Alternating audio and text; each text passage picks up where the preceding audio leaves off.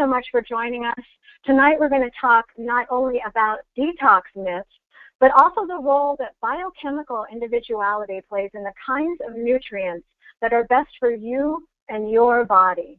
Now, for those of you that don't know me, I'm a practitioner of nutritional therapy. In other words, I help people learn how to use food as medicine.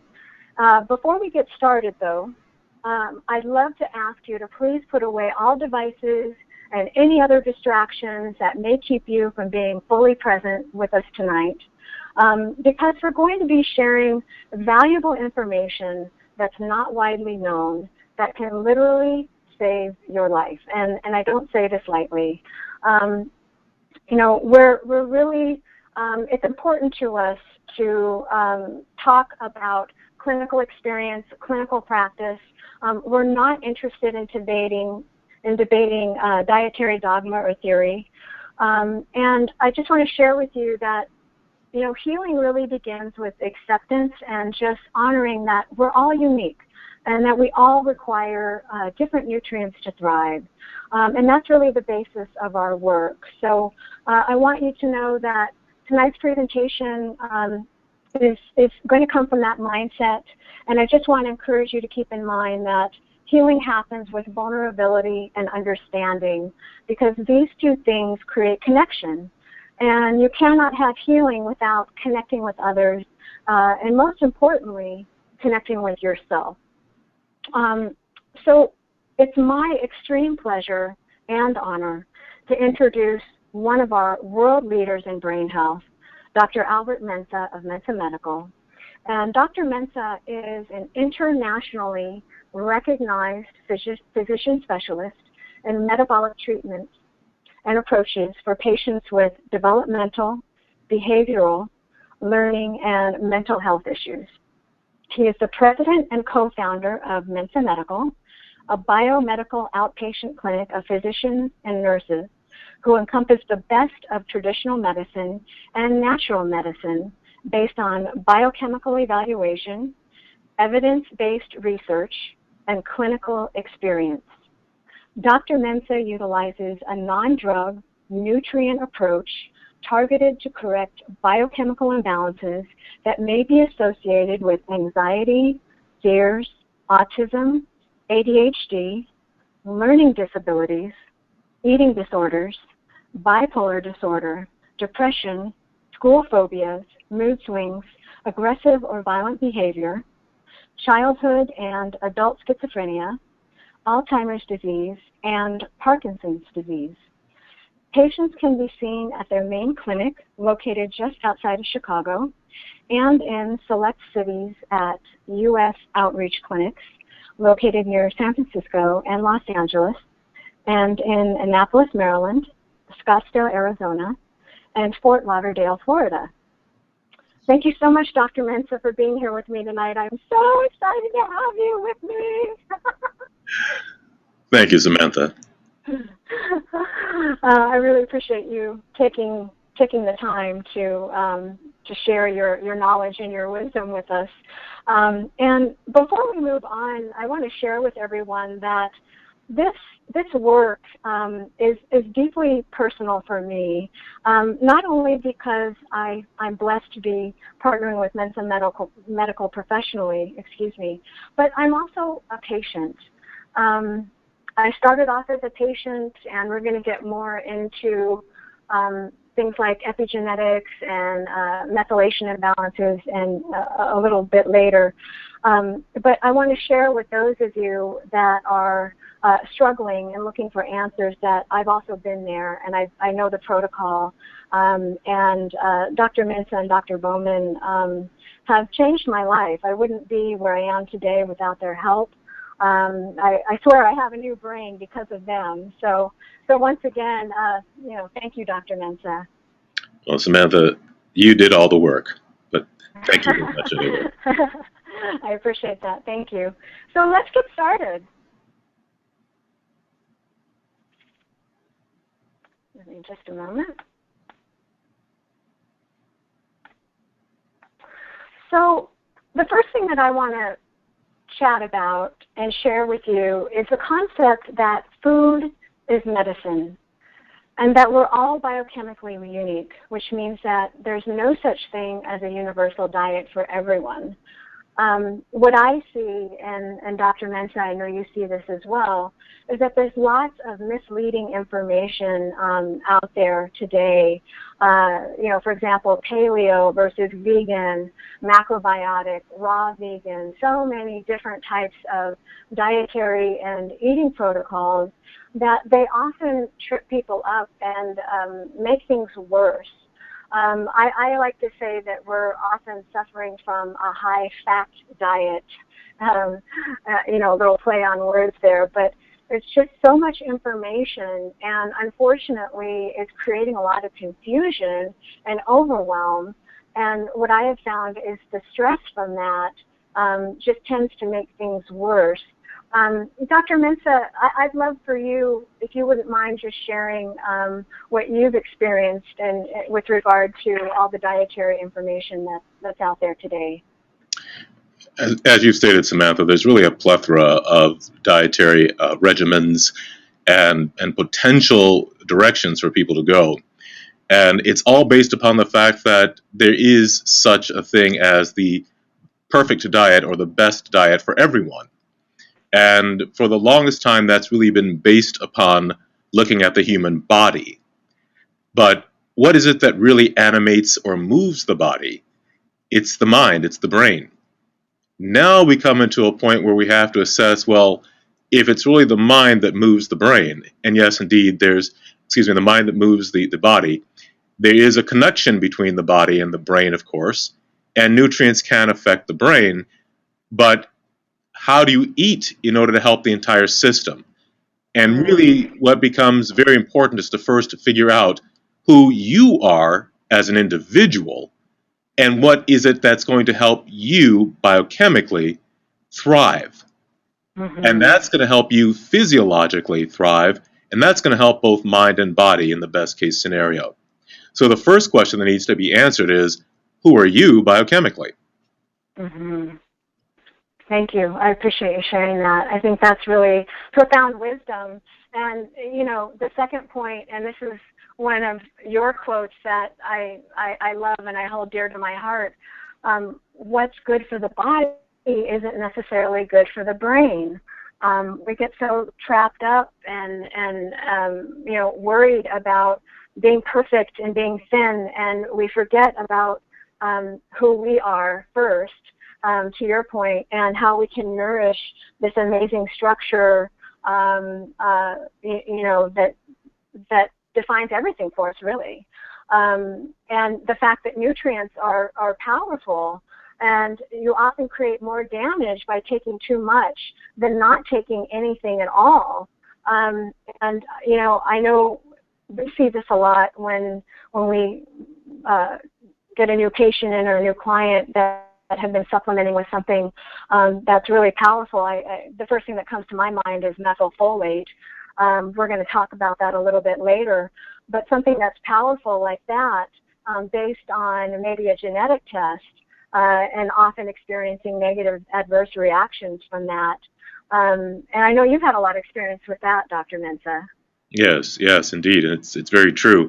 One of the things that really I think people should change their mindset about is that nutrients are not benign entities or elements.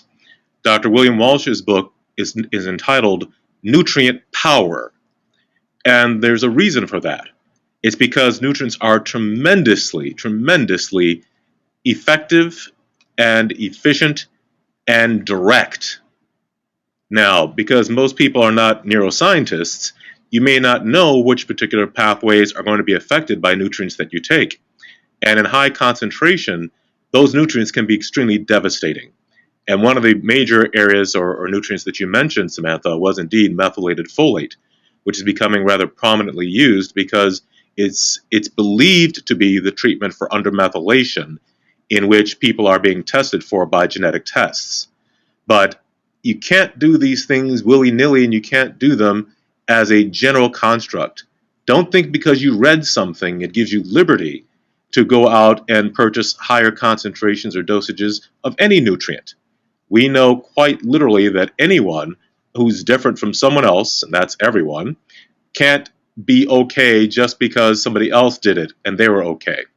So please be careful. Nutrients are tremendously, tremendously powerful elements and should not be done without really, or taken without really the guidance of a professional. Thank you. That's wonderful advice, and I appreciate you making sure that our participants really understand that concept. I think the next thing I'd like to share with everyone is understanding how to feed your brain first, and that behavior and thought processes are greatly influenced by the kind of foods you eat, even foods deemed healthy, such as spinach. This is something that I have, throughout my life, struggled with. A lot of people don't know this, but I've spent most of my life actually as a vegetarian, a vegan, and then raw vegan. So I know the different levels, the different lifestyle levels of a vegan and vegetarian diet very well.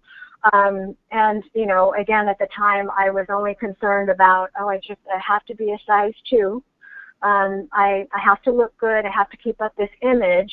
When in the end, it ended up almost killing me, literally. Even in that realm, it's interesting when we think, okay, these foods are so, like spinach and avocados, and they're wonderful. They've got all these great nutrients, all these good fats, and yet for someone like myself who is an undermethylated individual, also high copper individual, those foods were actually making me feel worse. So what I would love to encourage everyone that is on the call tonight is that the understanding that normalizing brain function allows your body to maintain its perfect weight. And again, if you think about it, we're not taught in our society to feed our brain first. We're taught to be thin and skinny. Never mind that what that does to the inside of our body. So it's, I always say I would rather be a healthy and happy size 6 versus an unhappy, malnourished, and miserable size 2. Because life is just is not enjoyable when we're not happy. So I really want everyone to understand the difference between really nourishing your brain so that you can support your body. Because when we don't feed our brains first, our bodies start to break down. And this is one of the reasons that I don't believe in dieting or diets in general. And that's not the way that I choose to work with my clients. And then lastly, and this is something that I'd love for you to expand on, Dr. Mensah, the wrong nutrients for your biochemistry can turn on deviant genes, and the right nutrients can turn them off. Could you please explain that in greater detail for everyone? Certainly, there are many different perspectives upon which we can sort of look at that statement or commentary. But we know, for example, with regard to cancer, cancer is an epigenetic mechanism, meaning the environment mixing with genes. But we also know that some nutrient elements are protective against certain cancers, and some are actually causative or supportive of different cancers. And quite much in a very scary fashion, folic acid is actually found to be supportive of certain cancers. And what have we done with our enriched foods, our fortified foods, even our nutrients, as in multivitamins?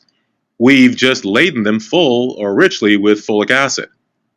Now, folic acid literally allows methyl to be taken away in the nucleus, the inside of the gene, where in the inside of the nucleus, where your genes are, your DNA. And now these areas that are typically protected by methyl are stripped away clean of the protective methyl, and these genes are exposed to the machinery of the cell, which now sees the cancer gene and it says, this is something I need to make, only because I see it. It's no longer protected by methyl. So while we think that folic acid in some levels is protective, in many types of cancers, it's actually not. And the very, very scary thing is that if you start adding up all the concentrations of folic acid that you encounter in a given day, you move into much higher quantities of folic acid exposure than even given with nutrient therapy. You start off with the enriched breads, the enriched cereals. Most of them contain at least 400 micrograms of folic acid, orange juice, some dairy products. Then we move into the foods, say if you move into the vegetarian realm and you have lots of dark green leafy vegetables 2 or 3 times a day. Now you're moving into even higher quantities of folic acid. And what you thought was healthy and helping to protect your body is now actually helping to predispose you to certain illnesses, certain inflammatory disorders, and even cancer.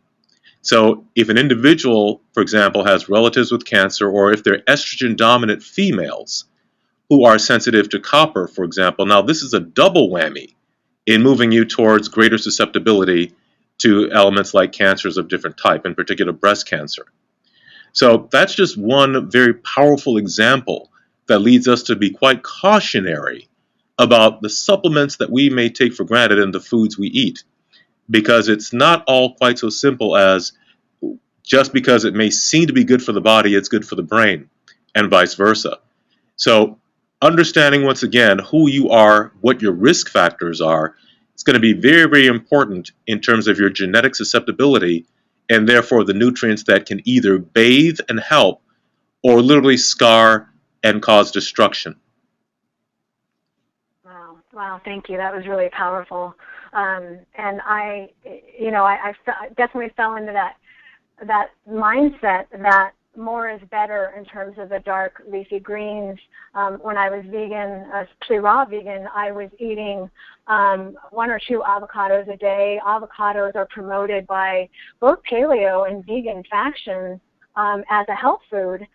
They're high in histamine, folate, and copper, which are not good for undermethylators like myself.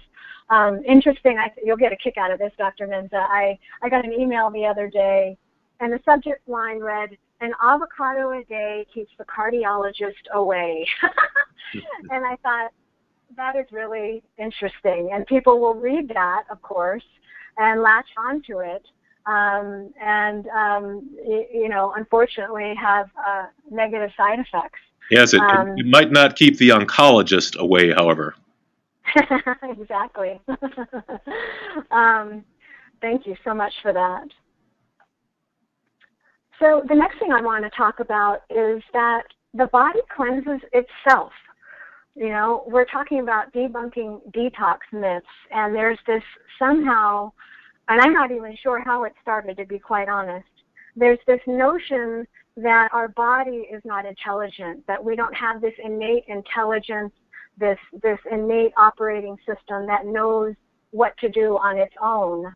But when you are eating according to who you really are, according to your unique biochemistry, the colon, the liver, and the kidneys are already going to be doing their own cleansing for you on your behalf.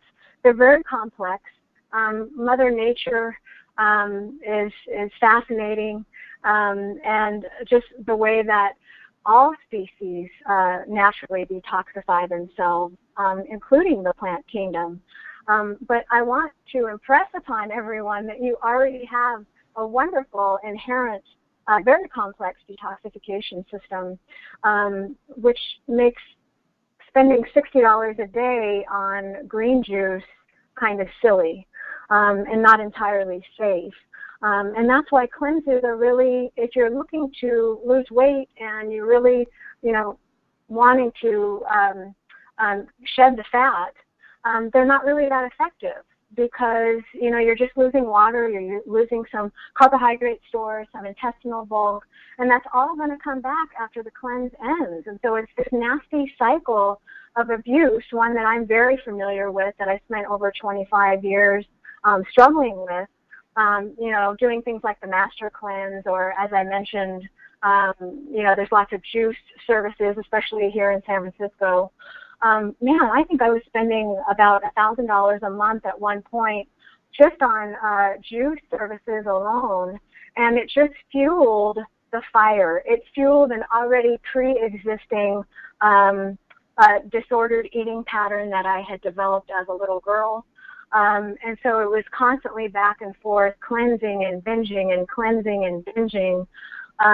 So I always say to my clients, why not just eat according to your biochemistry so that your body can naturally cleanse itself and do its job? And another thing that I would really love your thoughts on, Dr. Mensah, are, when we restrict ourselves that much and we go to the extreme with like a 7-day green juice cleanse, we end up overloading and or depleting our body of nutrients. And, of course, that's going to stress out the organs and glands so they don't work properly. But I would love for you to expand on that concept as well. I don't know if I could really say that any better than you have, Samantha. Anything to an extreme is problematic. And one of the most important questions I would really ask anyone before they do any of these detoxifying programs is, what are you going to do after it's done?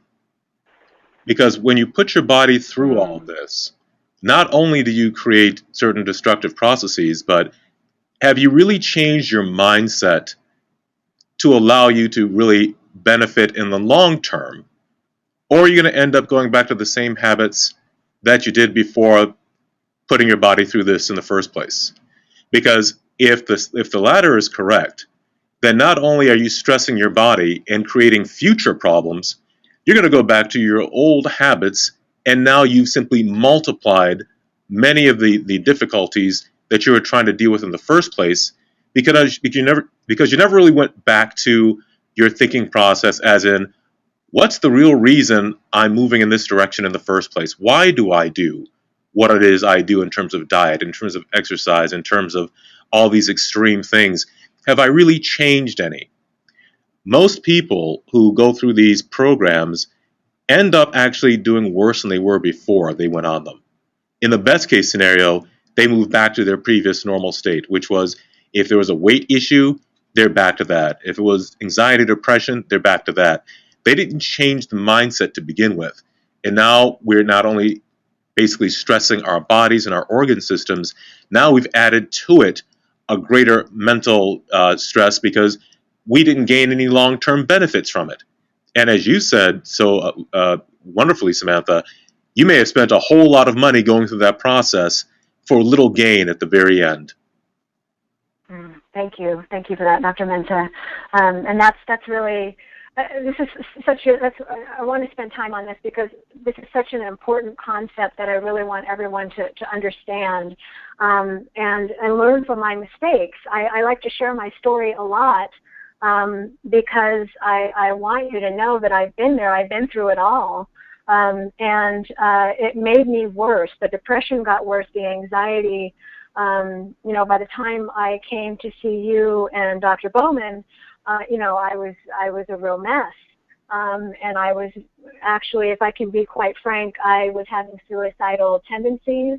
I had just depleted my body to the point where life was just not worth living anymore. And that's definitely not a place that I would want anyone to be in.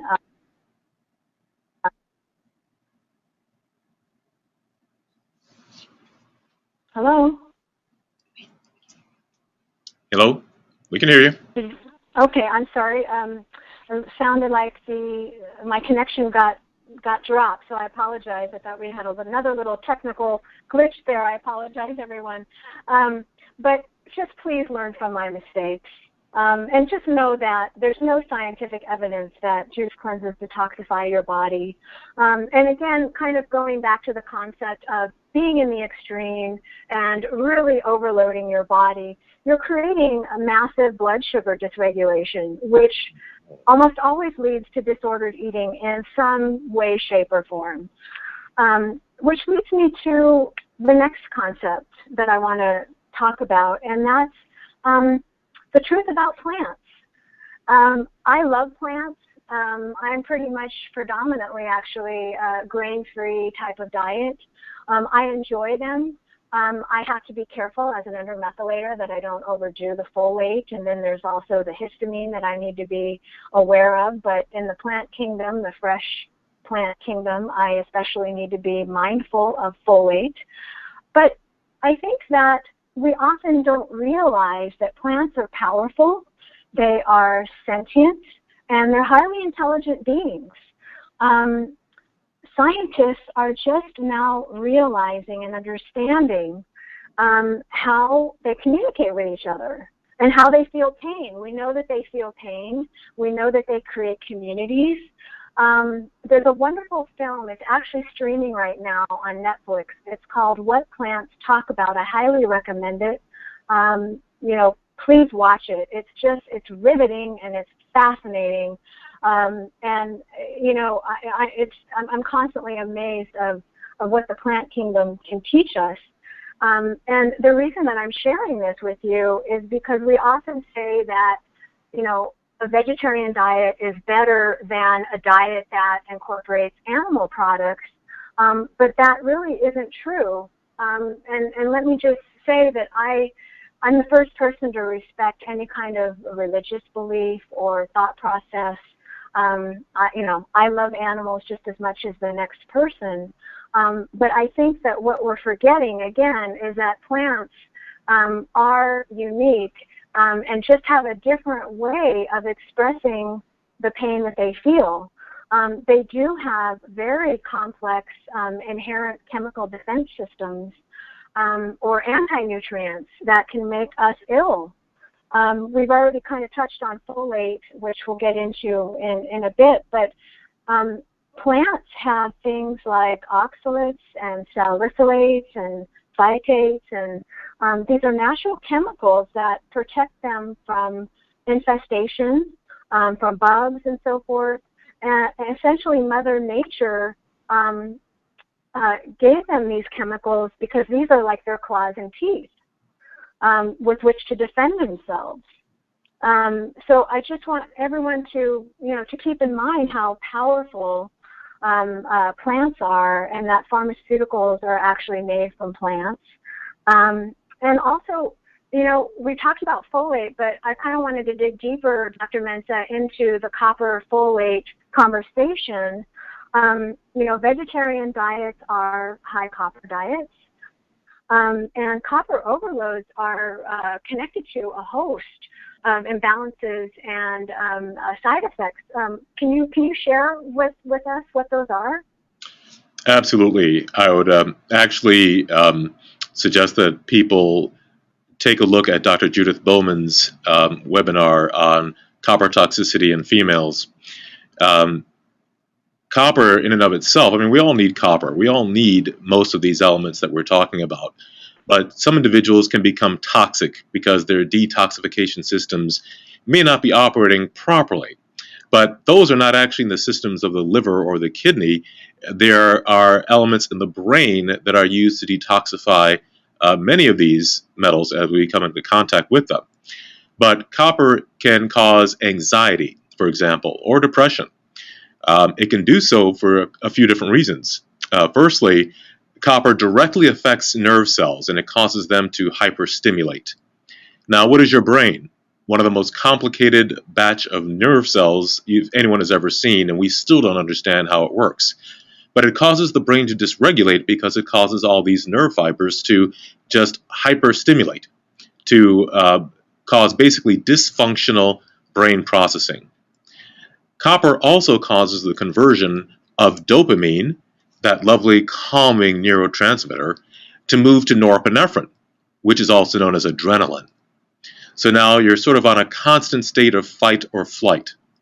Just to go through a list of things, in females, copper can also lead to fibroid tumors, can lead to fibromyalgia and chronic fatigue syndrome, menstrual irregularities, can also lead to issues involving dysmenorrhea. It's often seen also with issues involving ovarian cancer and breast cancer. There are a variety of things that affect both the brain and the body that are truly rooted in copper toxicity. And if you don't know who you are as a female, or if you've had issues involving menstrual irregularities, anxiety, depression, as well as chronic fatigue syndrome or fibromyalgia.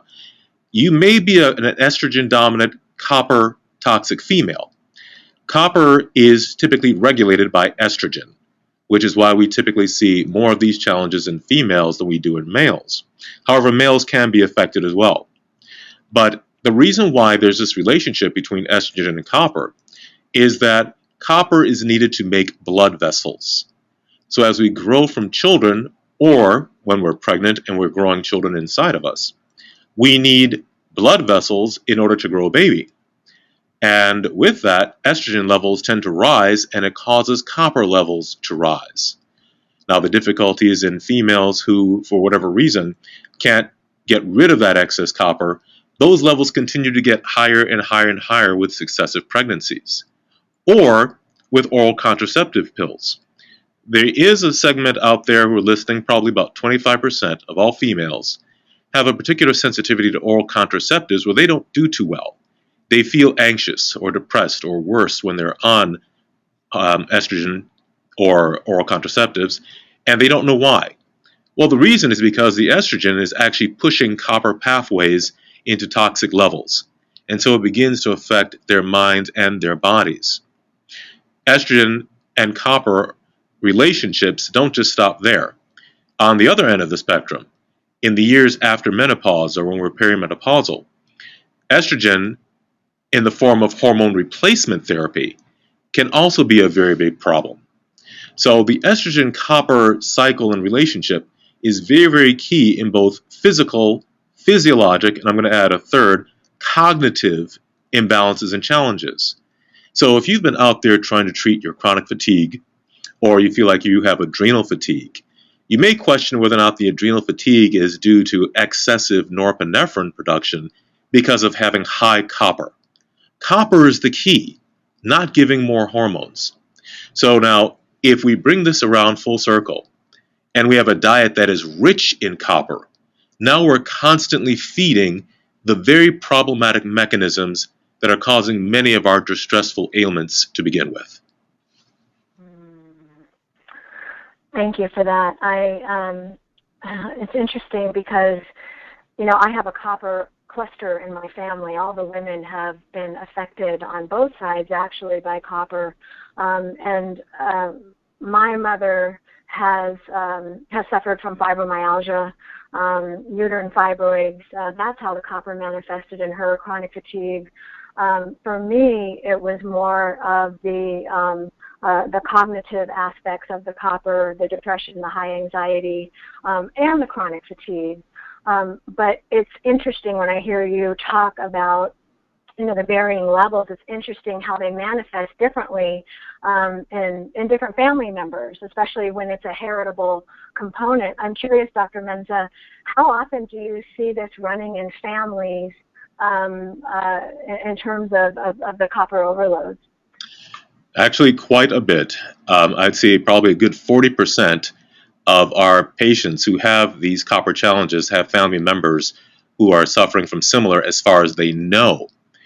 We sit back and we say we're quite certain that there's probably a good 70 to 80% of a family relationships that they're somewhere along the lines or another. Now, what's interesting is that even though we talk about females, males can also be affected. Young males can be impulsive, oppositional. They can very well become known to the police department before they're age 15 and often have a file that is well known once again to that same police department. But what's happening here is that mothers can pass on these traits or these challenges to both their daughters and their sons, but sons don't pass it on to their sons. They can pass it back on to their daughters.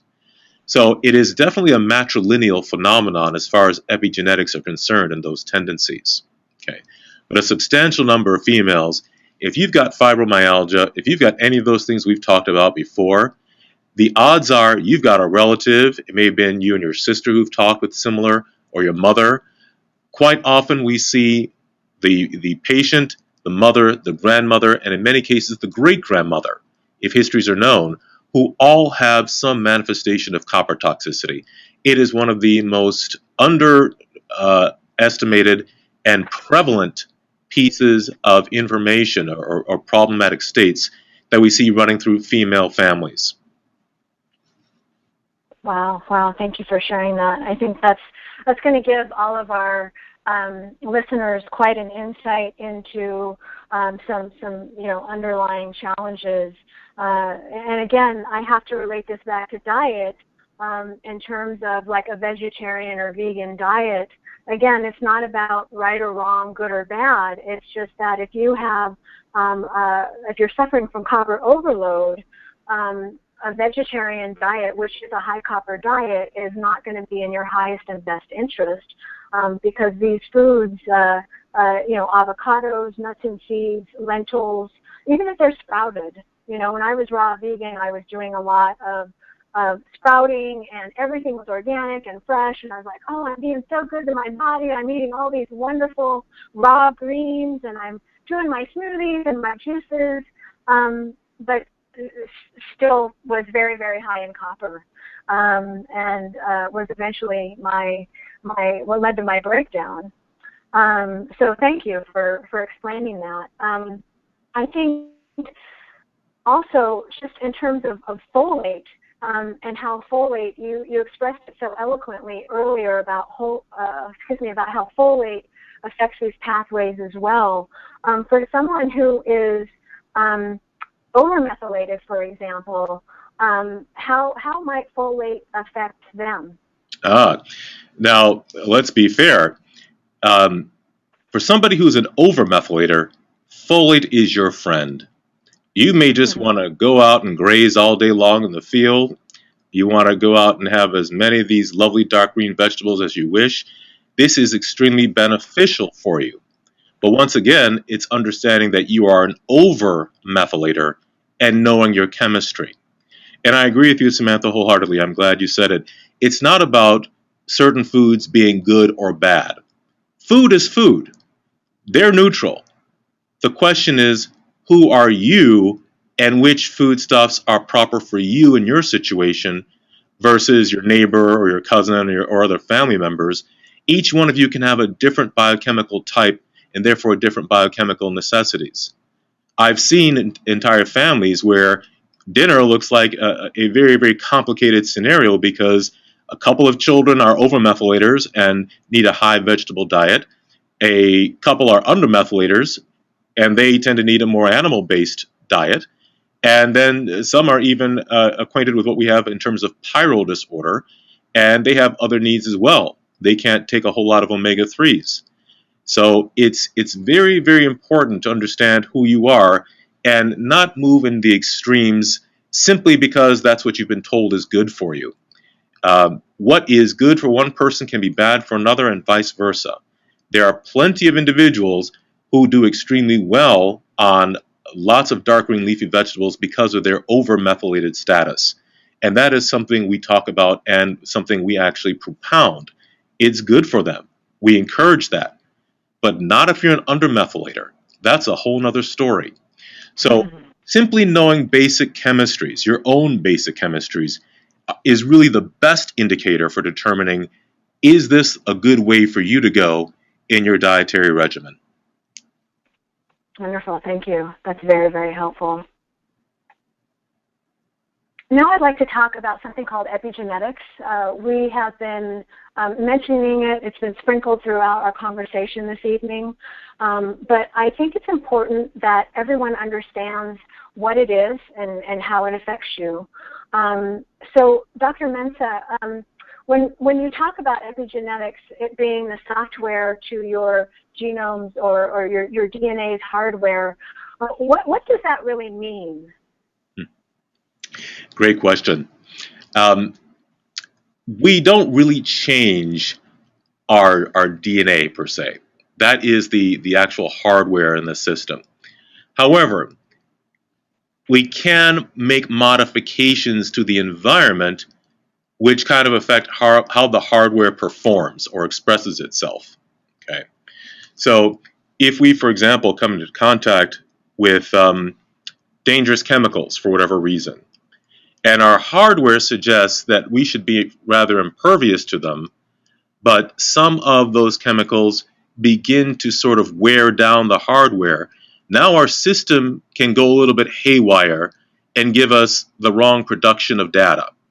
So the way I like to put it as an example is, once again, forgive me, cancer is a big deal very lately because we've just lost too many people to this terrible disease. But your DNA hardware may say that, hey, they're cancer genes, they're normal genes. Our job is to make sure we produce very little that the cancer genes would want. Now, if we have lots of methyl in our system, software, that software comes along and says, hey, we're going to be protective against having those genes show themselves and be expressed. Now, if we change the software and we add folate, for example, now we're removing the protective methyl and we are now exposing the hardware to all the terrible teratogenic, as we call it, elements that can lead to cancer development in certain cancers. Okay, so what we're talking about here is sort of environmental changes around the DNA that can either lead to a positive or a negative result. Okay, hence the software versus the hardware analogy. Wonderful, thank you. That was a great way to explain it in an easy to understand manner. I know that I have a lot of clients that say epigenetics, this is too confusing for me. So I really appreciate you breaking it down for everyone. One thing that I've always thought was interesting about epigenetics is how it looks at what happens to your genes over the course of your life. And that saying, I think it comes out of the Bible: the sins of the father are passed down to the son. I'd love for you. You've already given us some wonderful examples, especially with the copper overload, Dr. Mensah. But I'm curious if you could maybe share a little bit more about your experience in that regard. Well, one of the things that really comes to mind is that when we look at studies of identical twins, now I just love these studies. I love nothing more than to see identical twins walk into our clinic, or at least one of the siblings. We've all seen the stories, the good twin and the evil twin. Yet they started out as the same person genetically. How is it possible then, if genetics was the key, we should really have two of the same person walking around, but every one of us knows a set of twins where one is either bigger than the other, taller or thicker. Maybe they don't exactly look alike in the face. Maybe one has a thinner face, maybe one is more muscular. You get the idea. We've all seen these patterns. Or what about the twins that look exactly alike? No one could really tell them apart. However, their personalities are totally different. They like different things. They move in different areas. Maybe one becomes an attorney. Maybe one becomes a drug addict. And they may come from the exact same background. So then what is it that creates these differences in two people who are originally the same person? Well, it's how the environment actually affects the new separated gene pools.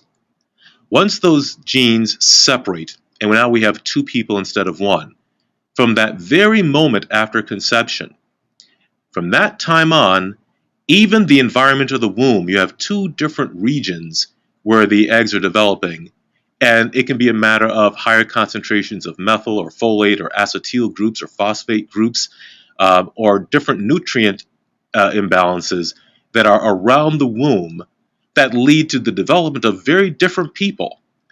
The genes are being turned on or turned off, being guided by the environment. Now that's even before birth. Now after birth, those effects become even more pronounced. Each person becomes more susceptible or less susceptible based upon how their environment is turning on or turning off genes. Now, let me backtrack for a minute. Human growth and development is all about genes that are being activated and inactivated, turned on or turned off, in sequence. That sequence is directly guided by the DNA, and it is scheduled. Yes, at age 8 or so, little Johnny's supposed to lose that first incisor tooth. That at age 8 and 2 months, he might lose his canine tooth. It's all programmed. Now, when other things happen, such as insults like trauma and somebody artificially loses a tooth, we don't comment on that, of course. But what I'm sharing with you is that now at age 8, we have one type of a Johnny, but by 13, Johnny's voice starts to deepen. Johnny starts to grow hair on his chest. Johnny starts to do a lot of different things that's turning him into a man. The process of maturation in both males and females is really due to genes being turned on and turned off in a pre-fashioned, regulated scenario. Epigenetics, however, we see that the environment can change those things. We've talked often about hormones in nutrition and in health, and we see that many children who have extremely bad diets where they ingest high concentrations of fats and so forth may start puberty early. What was that about? That is an epigenetic variable. There, the artificially high levels of fats and therefore estrogens have caused an early production of pubertal genes activating. So now we see what we call precocious puberty or an early puberty. And we see other things that are happening developmentally around the breasts and the chest and so forth. So these things were supposed to happen, but not at that time. So with epigenetics, we're talking about how the environment, whether it's food, whether it's toxins, whether it's the air we breathe or the water we drink, how aberrant elements, chemicals, pesticides, etc., can now change how our genes are being turned on and turned off and when. Those things we kind of say, well, it's not really affecting the child that much except for, hey, puberty's early, etc., etc. But when it starts to affect the mind and mental processing, when it now turns someone into an obsessive individual, or an individual with major anxiety, or somebody becomes schizophrenic or turns bipolar, now the damage we would all consider to be severe because it is absolutely life devastating. So the key here is to understand that your genes are your genes. Once again, they're the hardware. But the environment can certainly shift genetic production. Now that is the field of epigenetics. Wow, that's fascinating. Thank you so much, Dr. Mensah. And, the last thing I kind of wanted to touch on is, and I know we've talked about this before, but all these genetic tests that are being done today and, MTHFR, et cetera, and again, I kind of touched on this in the beginning. We chatted about it a bit, but the concept of taking a genetic test and then trying to treat it with something like, methylfolate based on just a genetic test, which has nothing to do with where you're at biochemically. I'd love for you to speak on that because I get a lot of questions about that. And there's still a lot of confusion, I feel, around genetic testing versus functional testing. And again, looking at where you are at biochemically and who you are, really knowing who you are, and creating a protocol from there. Okay. I do want to comment on one of the points that you brought up earlier. I forgot to mention this. These changes in epigenetics, when we start to change the bookmarks, as we'll call them, the software, many of the resulting changes can be passed on to future generations. They can become sort of something in between software and hardware. So now that trait of, shall we say, a tendency towards bipolar or anxiety or depression can be now passed through to successive generations because of these epigenetic shifts. Okay, now let's talk for a moment about genetic tests. Most of these tests are really based upon trying to figure out if an enzyme is actually working or not. The problem is that these genetic tests can't really tell you if there's a certain degree of deficit or a certain degree of functionality. They kind of guess that if there is a mutation or a SNP, that's people are using that term now, SNPs, that particular SNP absolutely wipes out the functionality of the enzyme. And that is simply not true. It is the assertion that there may be some dysfunction in that enzyme. It is not a definitive. Now, some people may be saying, well, wait a minute, what if you're homozygous for that particular SNP? And homozygous simply means you've got two of those challenges present instead of just one. So 2 hits instead of 1. Now, once again, while that does increase the chance that there's a functional defect, it doesn't necessarily mean that there's a total functional defect or even a partial functional defect. Genetic testing does not take into account, for example, the size of the molecule in question to begin with. And one of my favorite analogies is if we compare, for example, an enzyme to a mammoth truck, a mammoth car that has 77,000 tires. One SNP might be one flat tire. Now, if you had one flat tire out of 77,000, the odds of you slowing down that vehicle are pretty much next to none. Now, 2 SNPs in that same vehicle would be equivalent to, say, 2 tires being lost, and therefore you'd have only 76,998 tires to function. I do believe that car, that vehicle, is still going to function pretty well. On the other hand, let's say you've got a very small car that only has 4 tires, like most cars on the road. If you blow out one of those tires, that is, if you have one SNP, you may actually just stop the functionality of that vehicle. So if you have a smaller enzyme that's in question, like the COMT enzyme, for example, yes, a SNP or 2 could be hugely significant. But once again, neither enzyme tells you about the total pathway or process being affected.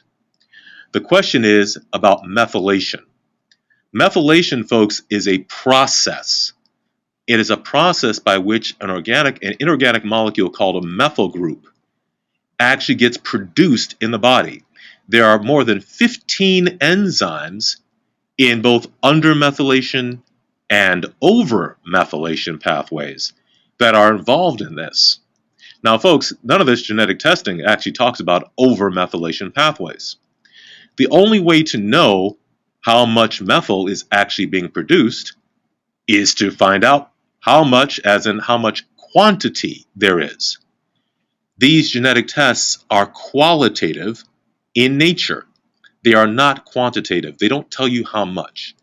Now, biochemical testing can actually tell you how much methyl at the end of the day you've made.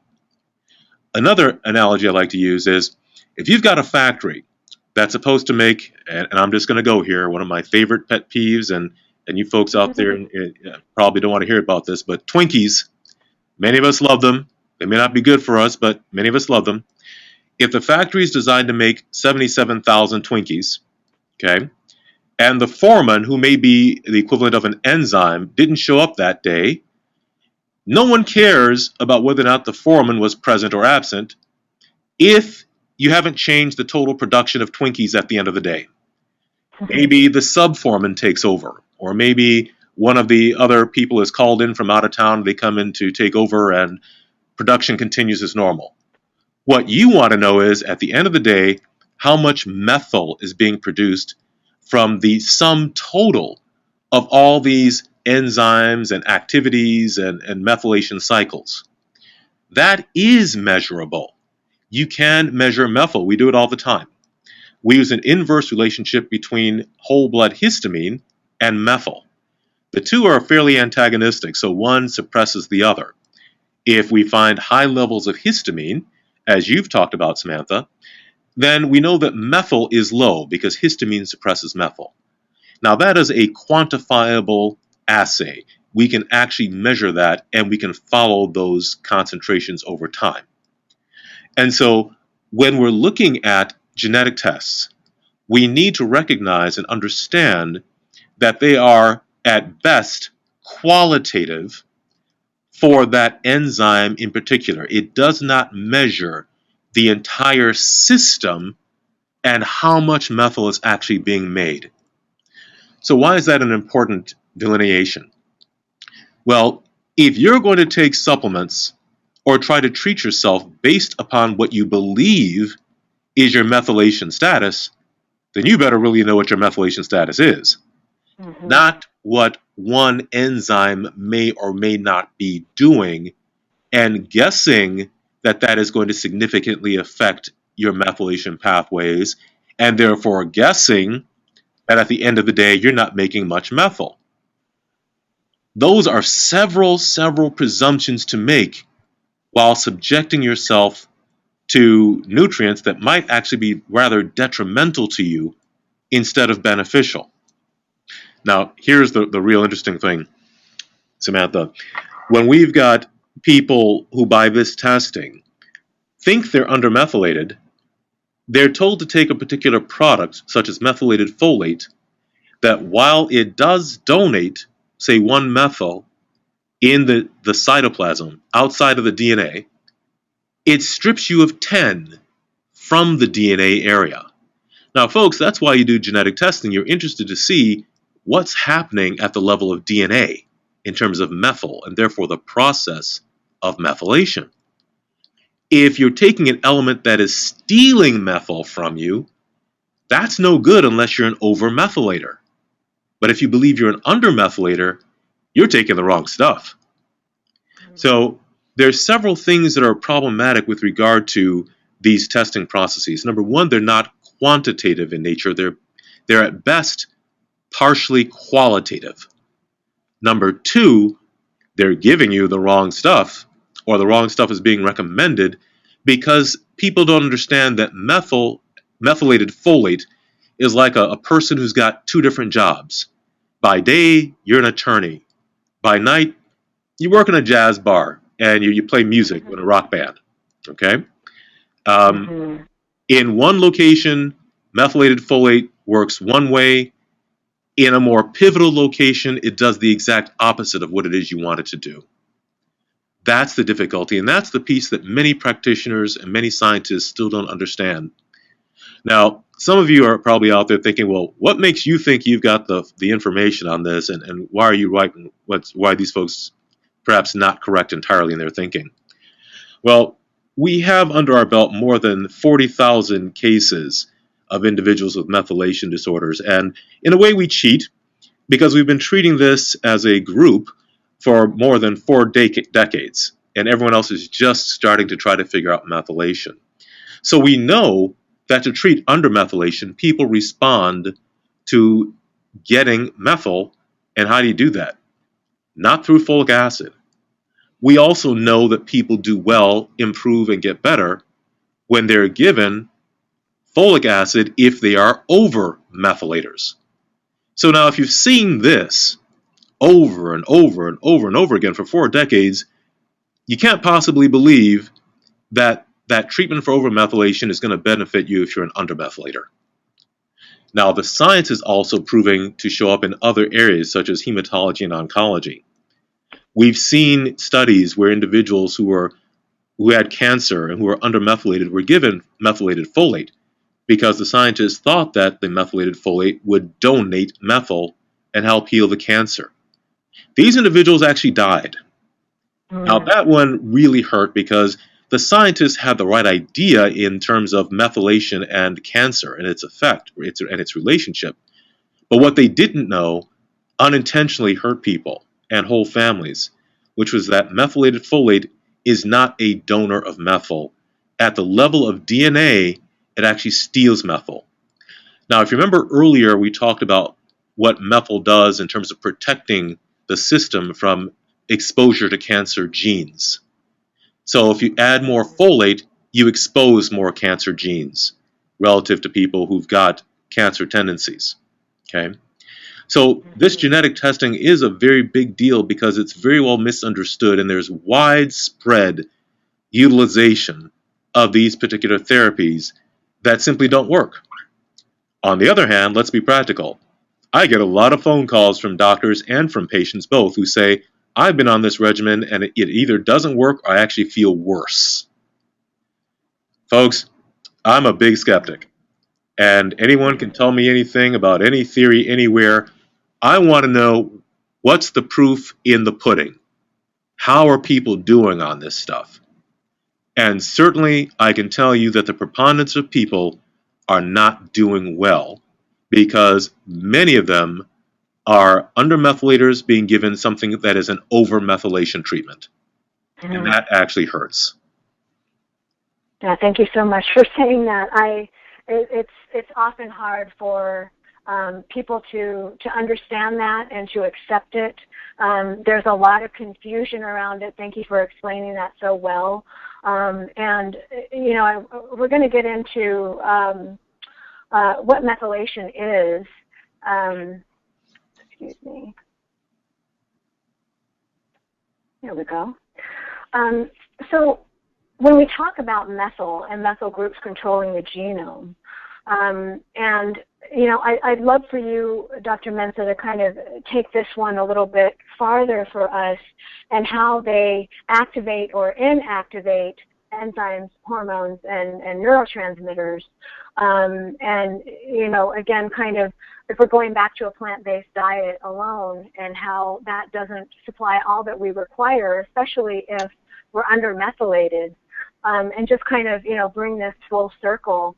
I think it would be wonderful. I'd love to kind of expand on that a little bit further. Okay. Well, genes are kind of like, I want to give a good analogy here, but like an individual who's waiting to be courted. And I'll say a young lady who has a few different suitors waiting to get her hand in matrimony and marriage. Now, when you've got, so there's competition. Okay, that's the word I want, competition. In the system, there's competition between methyl groups, folate groups, acetyl groups, phosphate groups, and a variety of others. Some are more major, some are minor, and the folate and methyl and acetyl groups are major players. Okay, they compete for the capacity to bind that DNA molecule or that gene. Okay, just as many suitors may compete to win that lovely lady's hand in marriage. Okay, the more you flood the system with folate groups, the more likely that the folates are going to bind to that gene as opposed to the methyl. So even though you're not taking perhaps a nutrient that is rich in folic acid, enough dietary enough of a dietary regimen that is rich in folates can also flood the system. And now those folates will compete with the few methyl that your system has and change the balance of power such that at the gene level, the DNA level, now the folates are binding and they are turning on or affecting that gene inappropriately. It was not the original design that that gene behaved that way, but the folates have influenced it in the opposite fashion. Now, the same can often be said for sulfhydryl groups or acetyl groups or phosphate groups, but typically speaking, the more powerful elements are the folates versus the methyls. Okay. Mm-hmm. So this is where Thank we. you. Oh, I'm sorry. No, go ahead, Dr. Mensah. So I was just saying that this is where we see the true significance and why we focus on folates in particular when it comes to genetic expression and DNA, because there is such a huge, powerful balance that's being formulated between folate, methyl, and a few other groups. Okay. Mm-hmm. Yeah, I've noticed it's interesting for me if I can just share a little bit more about my own experience and understanding as an undermethylator and really needing to be mindful of, going back to folates. And, I've gotten into a lot of debates with folks on forums about folate and, the dose making the poison, and you explained it so well earlier in terms of, the cumulative effect. And for me, again, going back to embracing a diet that was very, very, extremely, extremely high in folates and copper, and over time, I just my cognitive function just really started to decline. Again, the undermethylation piece, which we'll get into in a moment, being an epigenetic phenomenon, was also already inherent. But I just made things worse by my choice of nutrients and food groups that I chose to consume. So that's why it's really important to me and for everyone listening to understand that plant-based diets alone, and I know a lot of you will want to argue with me about this, and that's fine. I respect everyone's beliefs, but plant-based diets alone just don't supply all the nutrients that we need, whether you're over or under. I work with a lot of clients that are over, and they still need some protein in there. There's the glutathione synthesis, the body's master antioxidant that we need to take into account. And I just want to impress upon everyone the importance of diet in that role. We talked a lot about undermethylation and overmethylation, but I just wanted to quickly run through for everyone some traits. And again, this is just kind of a baseline. Everyone is different and unique. I've shared with you that I tend toward an undermethylation biotype, but I also have the copper overload. So I actually had traits from both. And before I came to see you, Dr. Mensah, I was a little bit confused about, really, what am I? And that's why functional testing is so very important, and why I wanted to touch on that. And your explanation of that was just beautiful in terms of understanding, there's a place for genetic testing, but yet, again, biochemistry is what matters the most. And where are you at functionally at this time? As we mentioned, folates tend to make us feel worse. We tend to be low in serotonin and dopamine. We tend to have more of those obsessive compulsive types of addictive tendencies. I included disordered eating in there because I work with that a lot in my own practice. I've struggled with it in my own life for many, many years since I was a little girl. And it's almost always an undermethylation phenomenon. Is that correct, Dr. Mensah? Yes, it is. Okay, great. Thank you. So I think, just understanding the importance of nutrient therapy in these types of situations. Also, family history of high accomplishment. We tend to be very calm on the outside and have higher inner tension. Typically, we're very strong-willed.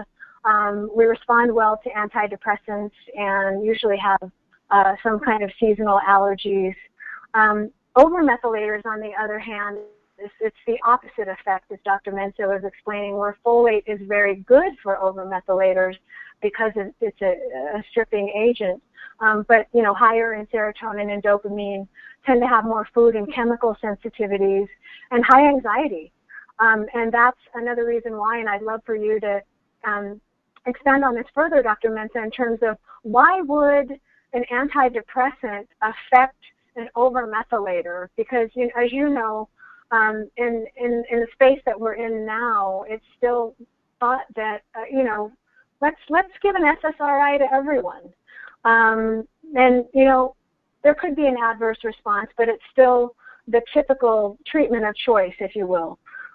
So would you mind explaining to everyone why an overmethylator might have an adverse response to an antidepressant?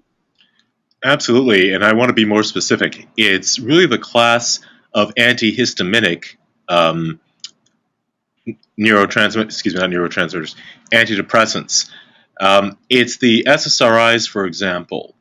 SSRIs are actually quite good for people who are undermethylators because they result in adding more serotonin into the system, and we know that individuals, as you pointed out, with undermethylation are low serotonin people.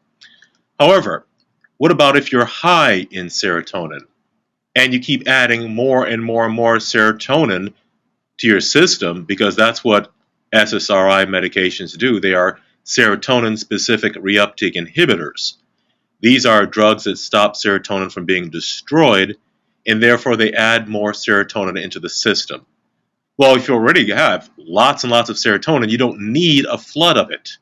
That causes dysregulated neural activity and can lead to worsening anxiety, worsening depression, and therefore suicidality, and in some cases, homicidality. These medications, or many medications, you folks have all seen these commercials. The first 15 to 20 seconds of a drug commercial tells you how great the drug is, and then for the next 45 seconds to maybe a minute, you're hearing about all the toxic side effects of that particular medication, Mm. including suicide and death.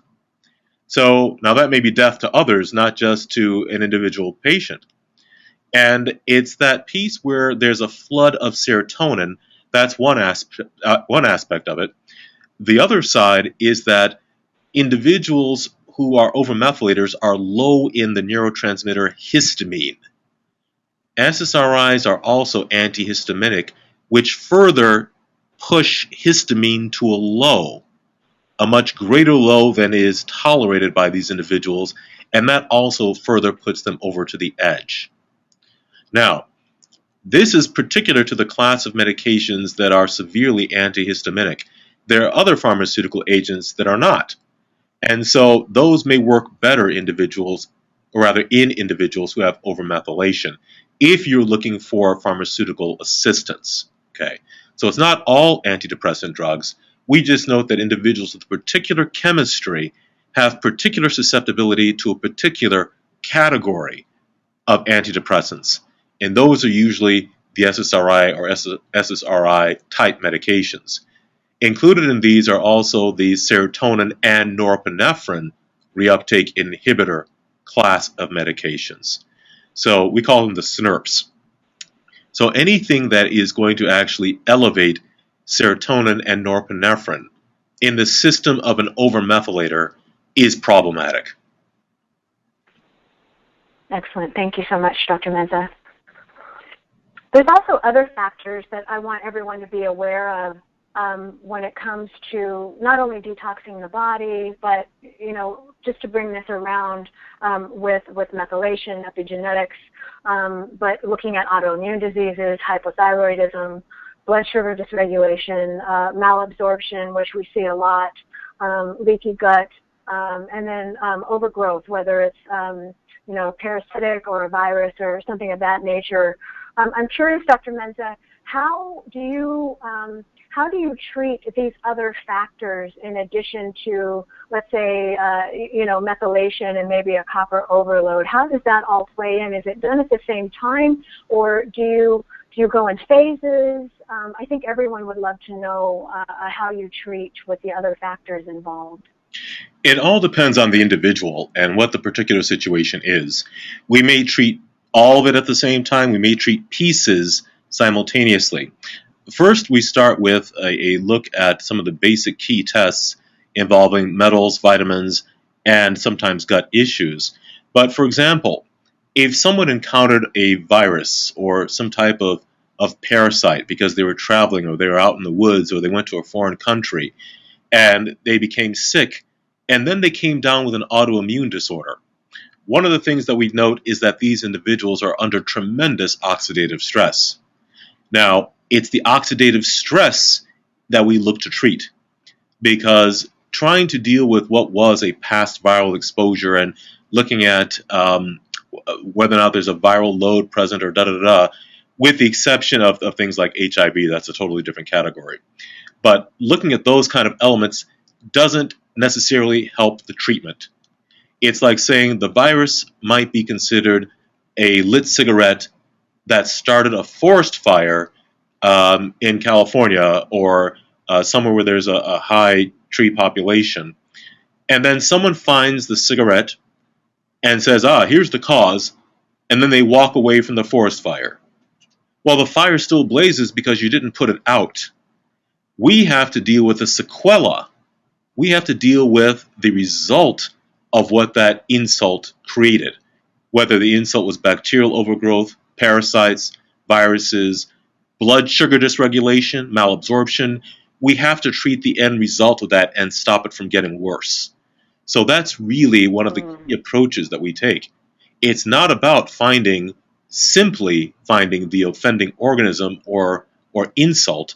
It's what's happening afterwards that has to be treated and dealt with. Excellent, excellent. Thank you so much. And I just want to share, we're going to open things up here in just a moment. I apologize, everyone. Appreciate your patience. I know we had some technical difficulties, started a little bit late. I just want to briefly share with you a case study, and then we are going to open everything up for questions. I know you have lots of questions. You started sending them to us yesterday. Thank you so much. We're going to do our very best to answer them. But I just wanted to share with you a client of mine who is a 34-year-old female startup executive here in the Bay Area. And like me, she had a history of disordered eating for weight loss, of course. And then there was also some chronic fatigue and some mood dysregulation, sleep cycles, etc., lack of menstruation. And she embarked on a detox. She decided, I'm going to, start the new year off right. I need to clean up my diet. I work, 80 hours a week, and I'm exhausted, and I just want a fresh start. So she embarked on a 7-day juice detox cleanse with strictly green juices and nut milks. And on day 6, she woke up with severe anxiety. And testing revealed, copper. Dr. Mensah shared with us some of the side effects, some of the symptoms of copper overload, but also under methylation. That means a higher histamine level. And then, of course, protein deficiency and malabsorption, and some bacterial overgrowth. So I share this with you because it was inherent, as it was for me and for a lot of patients. But the diet, again, just exacerbated the issue.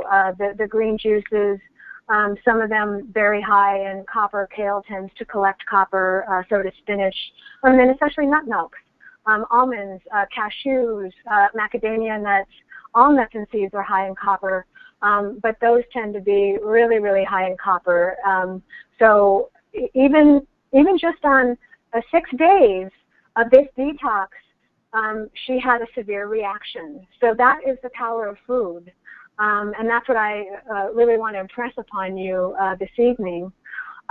So let's go ahead and go to our Q&A session, if we may. And I'm just going to start off with a couple of questions that I received yesterday.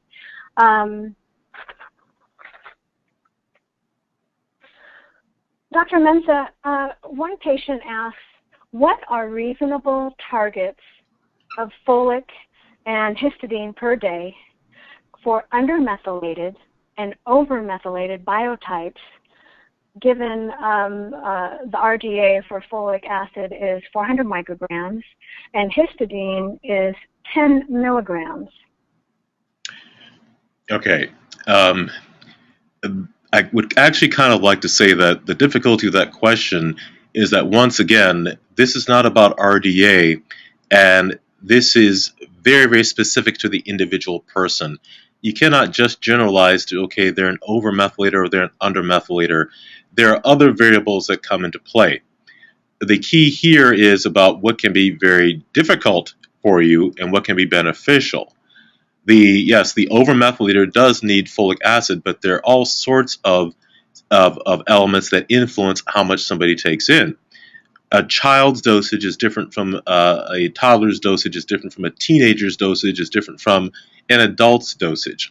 Male and females with other issues, and these folic acid elements and histidine elements also multitask. So what else is being influenced or needs to be influenced by the folic acid also plays a role in the concentration or the dosage that is taken. This has to be done on a very individual level. You cannot generalize. What we can say is that keep in mind when we're talking about methylation, the question is really, are you functional or is there a cognitive imbalance or a cognitive dysfunctionality? In other words, is there anxiety, depression, schizophrenia, bipolar? All these things influence whether or not you even really take extra supplementation or whether you do this from a simple dietary perspective. So it's not just an issue of under versus over methylation. Is there an incapacity to function or function well in society and in life?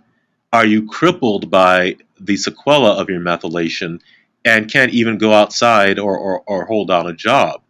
These are all elements that that literally determine how much of a folic acid or histamine or histidine regimen you need to be on. And there's no simple cookie cutter formulation to toss out there. I apologize, but these things are very case specific, and you simply can't go by generalities. Okay. Yeah, thank you, Dr. Mensah. And if I could just expand on that in terms of, the food side, the dietary side.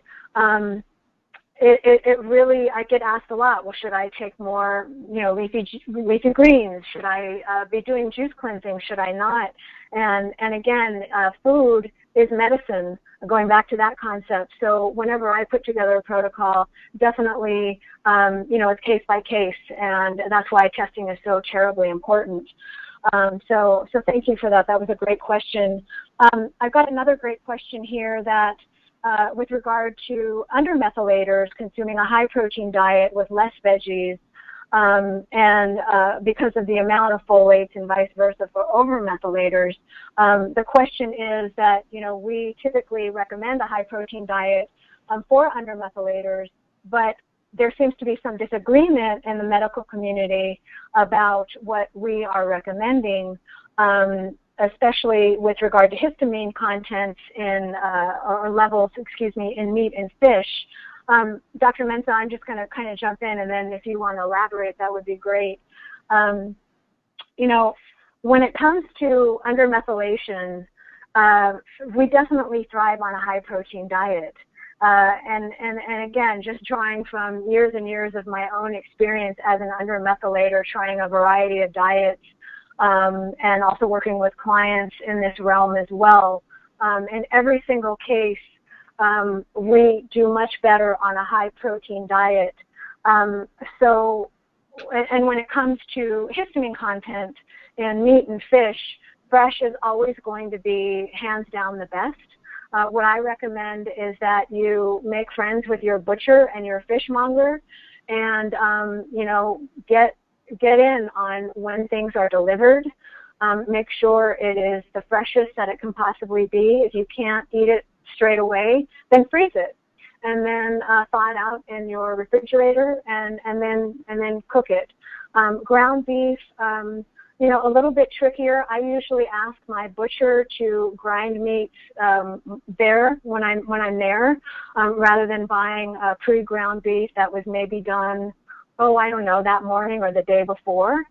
And then depending on how you cook it, always freeze it for at least 14 days if you're going to have it more on the rare side. But if you cook it through, obviously, and it's fresh, that's going to be a better option. But I hope that helps with kind of clearing that up. Would you like to elaborate on that, Dr. Mensah? I thought that was a great answer and a great discussion, Samantha. It's really about preparation in many cases. I don't want people to think that just because we talk about having a higher protein diet means that you're liberal to go out and live a life of cheeseburgers and so forth. Deep frying. I know. I talked earlier today to a patient who had a methylation challenge, and I said, well, that doesn't mean that you can, like in some places, go out and have a chicken fried steak. That's not proper preparation, and those things can be extremely inflammatory. So how you prepare your protein sources is extremely important. Not just that it is protein, but preparation is key. So, Samantha, I think you're right on target there. Yeah, thank you, Dr. Mensah. Another great question. How can you tell if excess copper is a problem? If it is, do you need to detoxify the copper? How is that done? Actually, biochemical testing. It's a very simple test. It's a blood test, and it can tell you exactly what your concentration of copper is. And above a certain level, it needs to be removed. But you do not use and should not use typical external chelation. That can cause you to suffer severely and have symptoms far worse than what you were experiencing at that time. There are subtle, more gentler fashions of removing the copper from the system, such as helping your own body's internal removal systems to function more optimally. And that's pretty much what we do. Yeah, excellent. Thank you. Yeah, I know there's a lot of practitioners that do really heavy-duty chelation therapy, and I've noticed a lot of serious side effects with that. So it's great to have that explained in greater detail. Another question, Dr. Mensah, for you. How do you handle folate and preconception? Do both over and under methylators need it? The answer is yes. I want to be fair. I'm not trying to give folic acid a bad name or a bad reputation. Many of these elements we talk about are absolutely necessary in the body. But the point here is that we're trying to do several jobs all at the same time, and quite often you can't. Now, if you're trying to get ready to conceive a baby and to carry a baby, you have to create an environment that is going to decrease the potential for neural tube defects. That is why we take folic acid and prenatal vitamins. It's so that for at least 3 to 4 months after conception, while the brain is being formed, we decrease the potential risk for brain challenges, spinal cord challenges, etc. Now, that's fine for 3 to 4 months. After that, because you don't know the baby's methylation status for sure, and many people don't know their own, that's when we suggest you stop taking the folic acid. Okay? Because remember we talked about twin studies and the environment of the womb. If you're taking exogenous folic acid, you could be passing that right down to the child that's developing. And if that child is an undermethylator, you could be setting them up for many, many different disorders throughout life, some of which may not even show up until their 20s. Some may show up at birth. So that's where we kind of say, let's be more prudent with what we're doing. But certainly preconception, it's important to try to lay the groundwork to at least make sure we limit some of the most devastating potentialities that can occur to a developing child, which is a neural tube defect. Okay. Mm-hmm. Thank you for that. What tests are done to determine all of this? Well, if all of this is involves methylation, we actually do a whole blood histamine test. That will tell us if somebody is high or low histamine and therefore under or over methylated. Once again, we've mentioned copper tests. We can directly test for those things, for copper levels. There are a variety of tests, and don't get me wrong, there are many tests who give you evidence and which give you proof. However, some are more optimal than others. I simply give you what we've determined over time, over the course of 4 and 5 decades, to be the now best indicators of either copper levels or methylation or a variety of other elements such as zinc testing and vitamin B6 levels and pyrrole disorder, etc. Okay. Excellent. Thank you. I think this one's for me. What should someone eat if they have high copper and low normal histamine levels? Again, that is really, it really varies. But typically I like to, in the beginning of the treatment protocol, I like to completely eliminate high copper foods. High copper foods, again, are going to be things like legumes, nuts and seeds. Chocolate is super high in copper. I tend to notice to be the most damaging.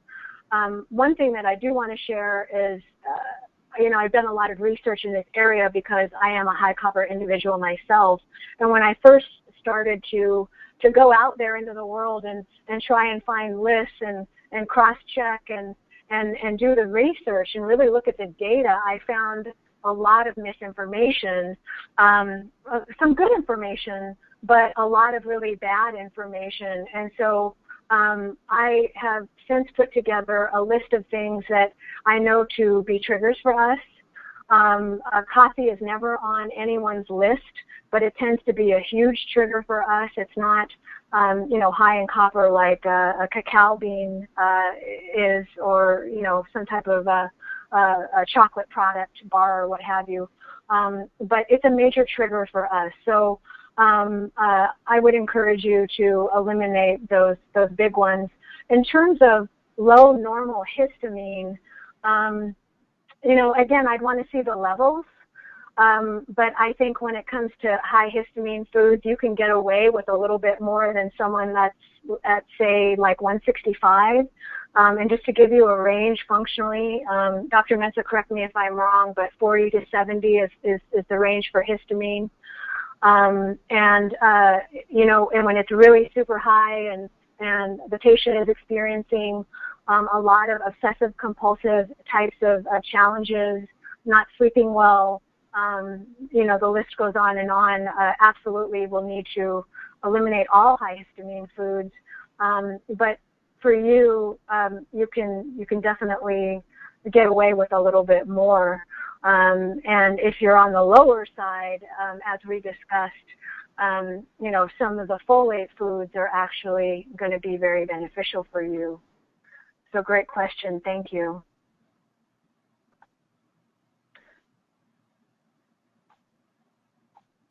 How do you diagnose malabsorption and bacterial overgrowth?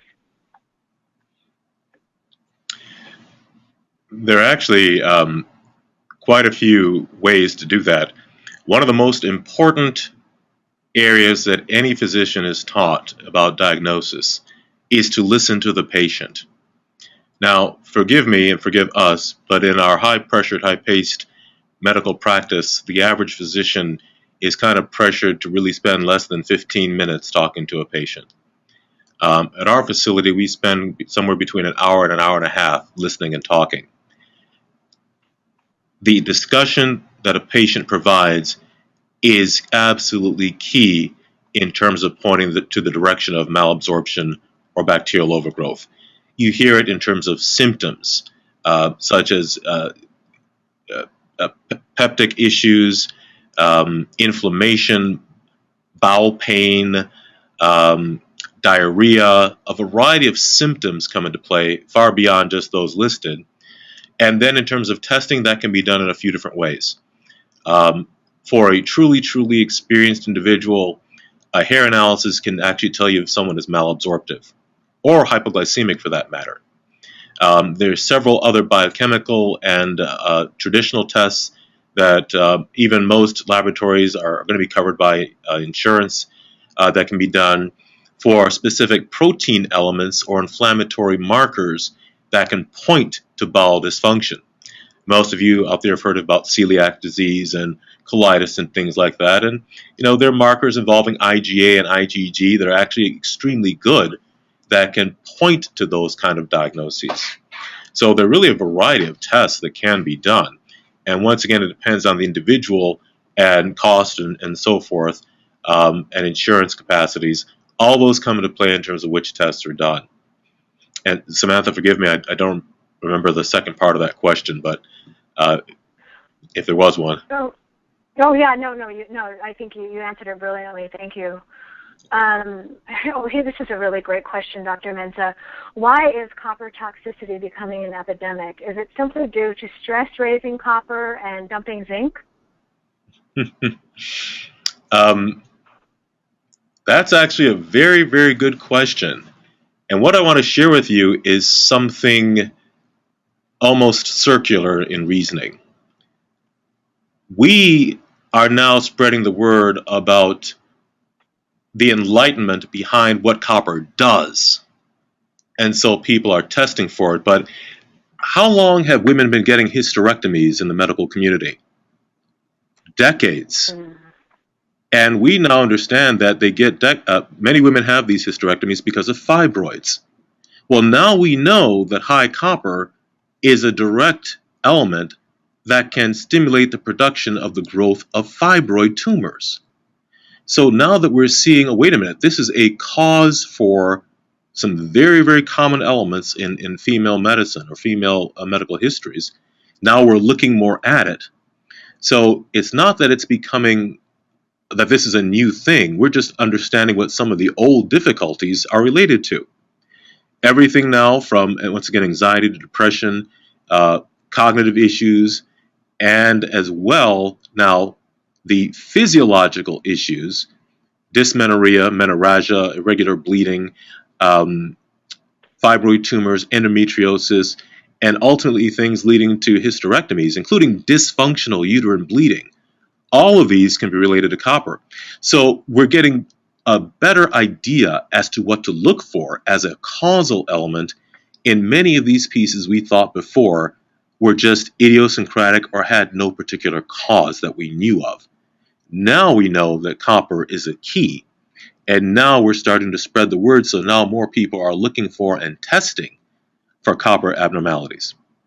Now, there is another piece to it, which is that with regard to the foods that we've started to engage in and take, we're moving to extremes rather often. We're getting entire populations who move into extreme dieting and extreme approaches, and we're taking our bodies and moving them through different cycles of dietary exposure.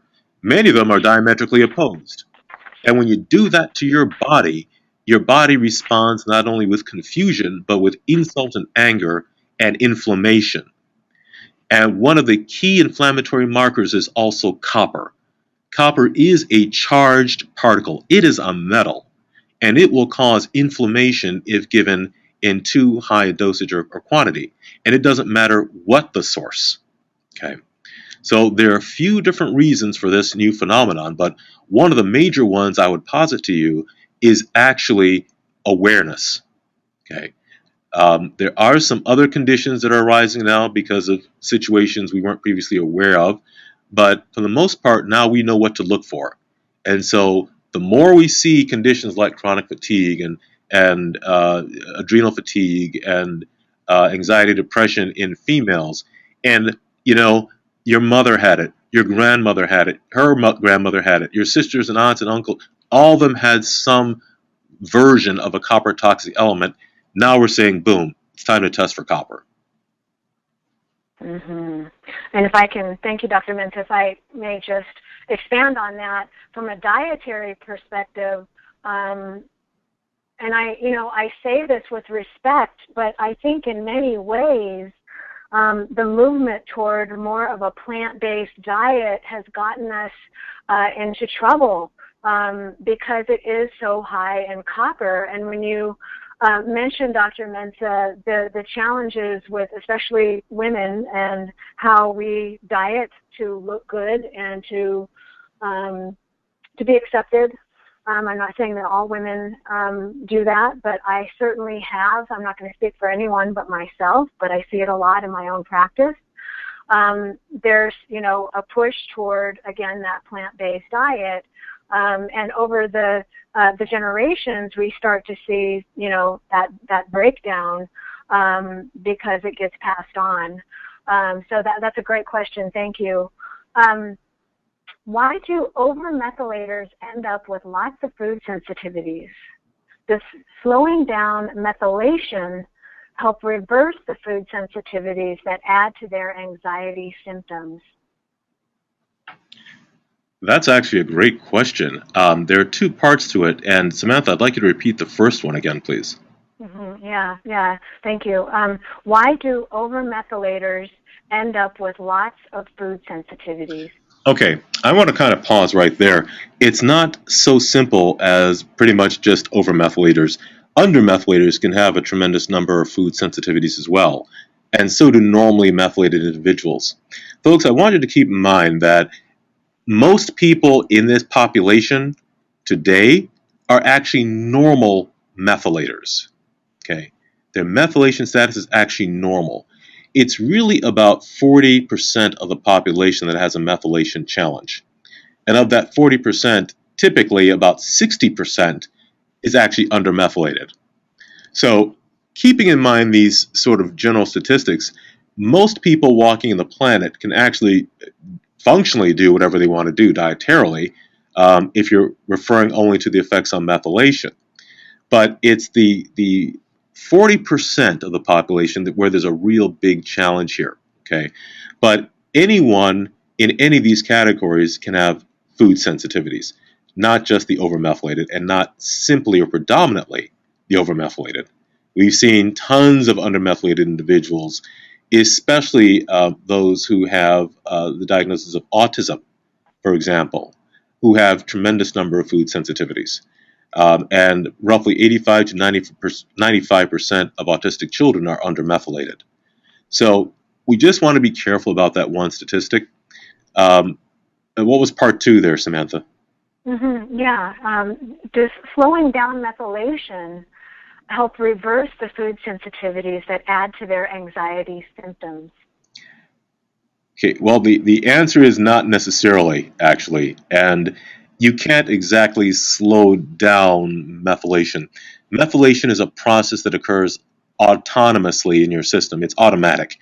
What we can do is either provide elements to help methylation or shift it, so to speak, but it happens, as they say, the it being methylation.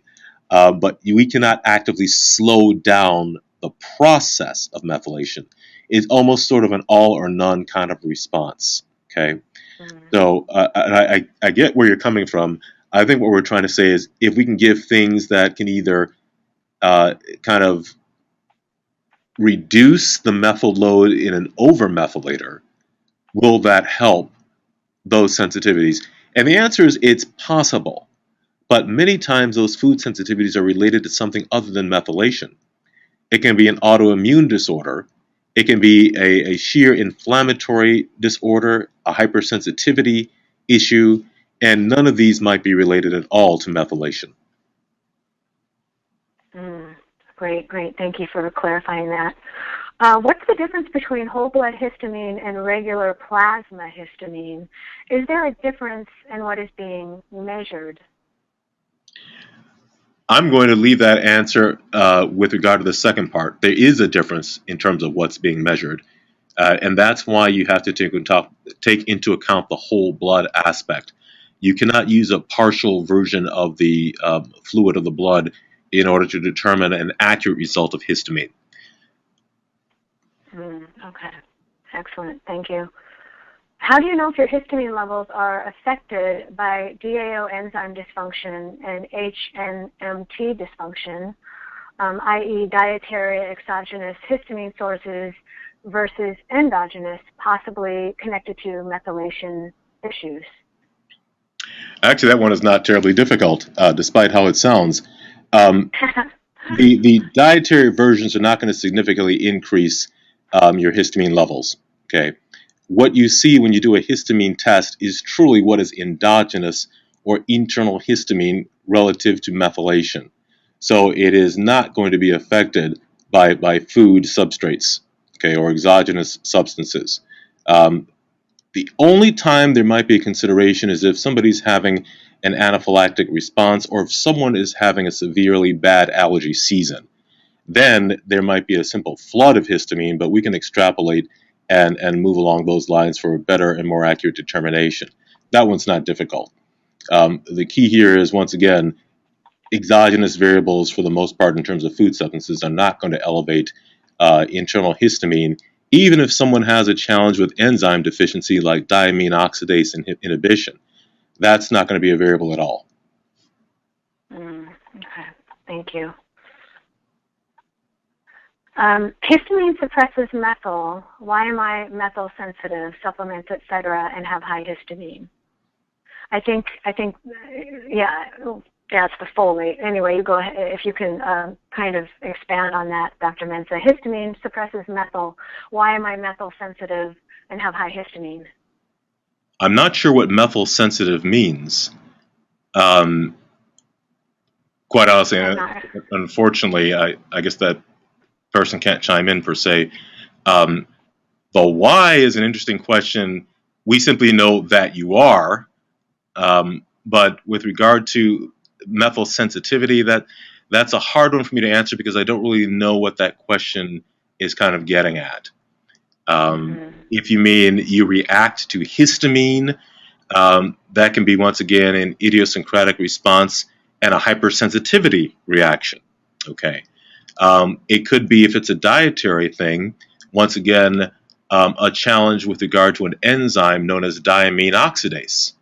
There are also mast cell degranulation disorders that people are taking care of, or excuse me, people are taking note of more now, where the system in general doesn't really react well or appropriately, and mast cells, which contain and release histamine, are not functioning properly either. So there could be a myriad of reasons for any kind of methyl sensitivity, or shall we say histamine sensitivity, for a given person. That requires great evaluation and really a wonderful history to be given. Excellent, thank you. Can you have a methylation imbalance over or under and not suffer from depression? Absolutely. The reason I say this is because, folks, I want you to think about a spectrum here of absolute bottom low to absolute top high, if there's such a thing. And there's everything in between the two. And if you think about what we would call the normal bell-shaped distribution in statistics, roughly 85% of people, let's just say, on this curve, are statistically functioning well okay.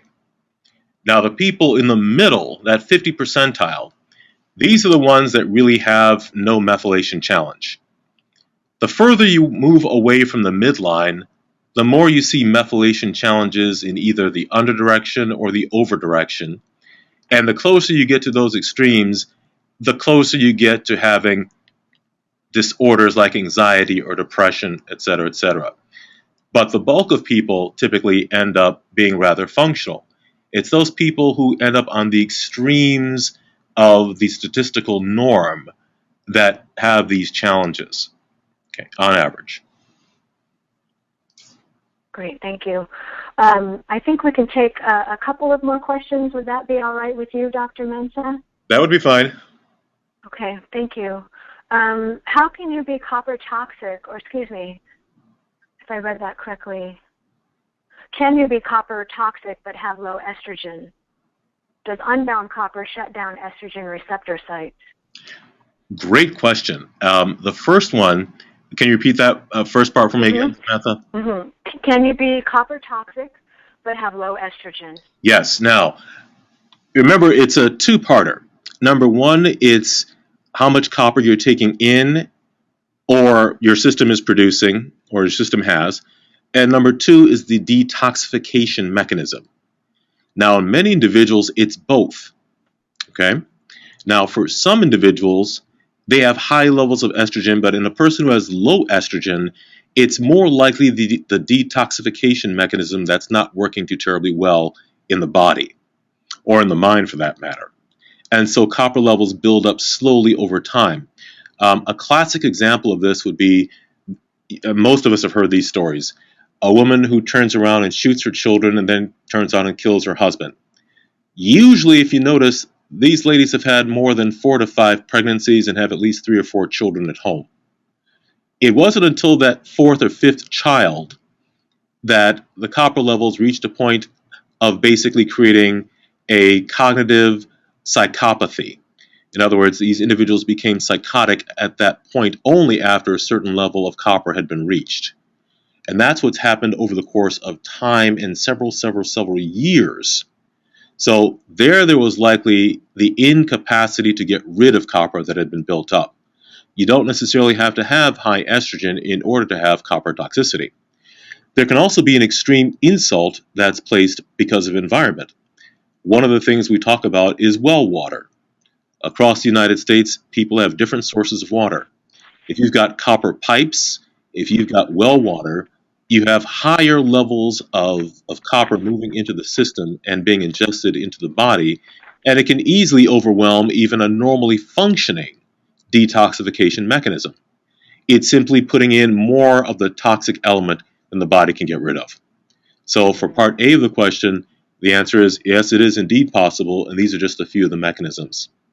Now, Samantha, what was part 2 there? Yes. Does unbound copper shut down estrogen receptor sites? No. That's a great question. Bound copper is not the problem. It's the unbound or the percent free copper that runs around and causes trouble. My colleague Dr. Bowman would say they're kind of like the little gang members who are running around the place instead of being on the school bus being sent off to school. The bound copper are the kids in the school bus. The unbound copper are the ones that are running around like little gang members. And the real troublemakers are the unbound copper elements. Excellent, thank you. One last question for this evening.